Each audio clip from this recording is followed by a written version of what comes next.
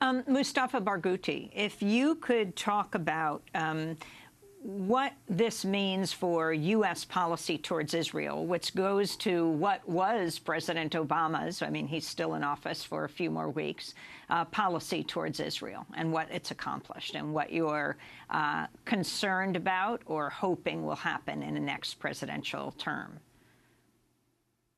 Well, to be frank with you, unfortunately, both Mrs. Clinton and Trump were totally biased to Israel. And Mr. Obama also, in practice, was biased to Israel.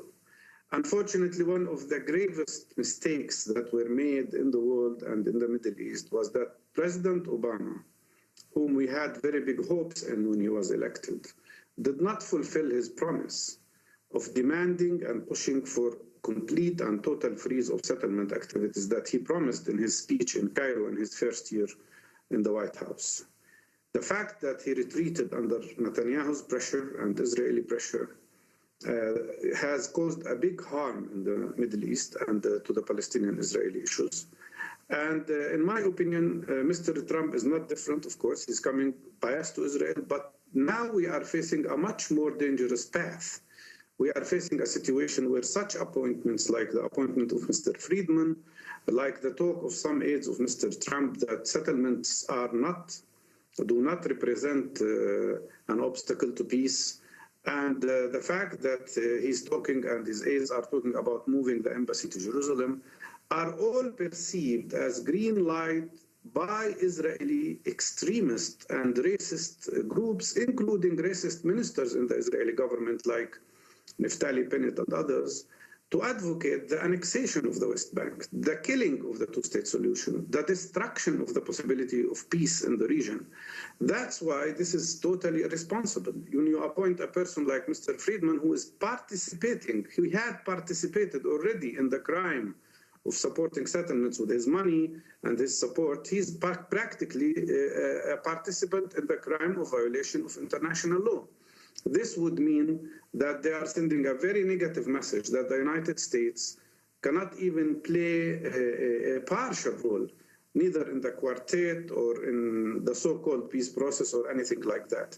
This is very risky and very dangerous, and I am sure it will represent also a threat to the American interest itself, because so many countries in the world will take notice of what's happening. And if the United States prefers this course, it would be hurting the interest of the American people themselves. I want to relate to what you have just said about the support to Palestinians in American camps. Of course, we see a very powerful, strong campaigns of people in solidarity, not only with Palestinians, but with the cause of justice and freedom in Palestine. And they are supporting the boycott, divestment, sanctions campaign, the BDS and others. And it shows a shift and a change in the public opinion in the United States, because people realize the reality that Israel is an occupier. It has held the longest occupation in modern history for more than 50 years, and it has created a system of apartheid which they cannot accept. But all in all, I think if I was a Jewish person, if I was an American Jewish person, I would worry very much about those people who are extremist, racist, and not only populists, but they also use fascist approach to presenting their policies. These people can become anti-Semitic also.